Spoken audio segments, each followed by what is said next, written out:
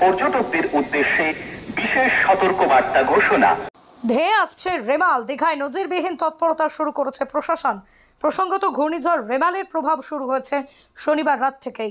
উত্তাল হয়েছে নদী সমুদ্র। রবিবার সকাল থেকেই দীঘা সহ জেলার উপকূলবর্তী এলাকায় চলছে মাইকিং। প্রবল শক্তিশালী ঘূর্ণিঝড় রেমাল ক্রমশ উপকূলের দিকে ধেয়ে আসায় তার আগাম সতর্কবার্তা হিসেবে দীঘায় প্রশাসনের তরফে শুরু হয়েছে মাইকিং। বছরের এই প্রথম ঘূর্ণিঝড়ে বিপর্যস্ত হতে পারে দক্ষিণবঙ্গের উপকূলবর্তী জেলাগুলি, এমনই আশঙ্কা হাওয়া অফিসের। আলিপুর আবহাওয়া দপ্তর ইতিমধ্যেই বেশ কিছু জেলায় সতর্কতা জারি করেছে। দক্ষিণবঙ্গের উত্তর ও দক্ষিণ 24 পরগনায় লাল সতর্কবার্তা জারি হয়েছে। পূর্ব মেদিনীপুর জেলায় কমলা সতর্কবার্তা জারি হয়েছে। 25শে মে শনিবার বিকেলের পর সন্ধ্যে থেকেই দীঘা জুড়ে মাইকিং করে সতর্কবার্তা জারি করেছে দীঘা থানা, দীঘা কোস্টাল থানার পুলিশ। দীঘায় মাইকিং করে স্থানীয় সাধারণ মানুষ থেকে শুরু করে দোকানদার, দীঘায় আসা পর্যটকদের জন্য সতর্কবার্তা জারি করেছে প্রশাসন। ঘূর্ণিঝড় এখনও বঙ্গোপসাগরে অবস্থান করে শক্তি বাড়াচ্ছে। আপনারা কেউ সমুদ্রের জলে নামবেন না, সমুদ্রের পাশে ঘোরাঘুরি করবেন না, কাঁটা বা ছেঁড়া তারে কেউ হাত দিবেন না। আদেশ অনুসারে কার্যনির্বাহী আধিকারিক, দীঘা শঙ্করপুর উন্নয়ন পর্ষদ কর্তৃপক্ষ। রবিবার মাঝরাতেই ভয়ঙ্কর ঘূর্ণিঝড় বাংলাদেশের খেপুপাড়া উপকূল থেকে দক্ষিণ 24 পরগনা সাগরের মধ্যবর্তী কোনো উপকূলবর্তী অঞ্চলে আঘাত হানবে বলে আবহাওয়া দপ্তর সূত্রে খবর। অন্যদিকে পূর্ব মেদিনীপুর জেলায় রবিবার থেকেই মঙ্গলবার পর্যন্ত অতি ভারী বৃষ্টি, ঘন্টায় 80 থেকে 100 কিলোমিটার গতিবেগে ঝড় হওয়ার পূর্বাভাস দিয়েছে হাওয়া অফিস। হাওয়া অফিস ইতিমধ্যেই মৎস্যজীবীদের সতর্কবার্তা পাঠিয়েছে। মঙ্গলবার পর্যন্ত মৎস্যজীবীদের সমুদ্রে যাওয়ার নিষেধাজ্ঞা জারি হয়েছে। ঘূর্ণিঝড় মোকাবিলায় উত্তর ও দক্ষিণ 24 পরগনার পাশাপাশি পূর্ব মেদিনীপুর জেলা প্রশাসনের সঙ্গে বৈঠক করেছে নবান্ন।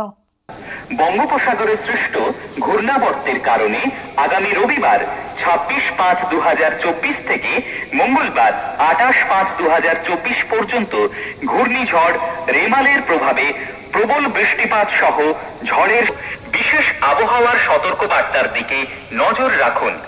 অযথা গুজবে কান দেব। সমুদ্রে যাওয়া এবং সমস্ত সামুদ্রিক কার্যকলাপ সম্পূর্ণরূপে নিষিদ্ধ করা হচ্ছে। দুর্বল ও কাঁচা বাড়ি, ইলেকট্রিক পোস্ট, গাছের ডাল, বড় হোর্ডিং ভাঙতে পারে, এগুলি এড়িয়ে চলুন।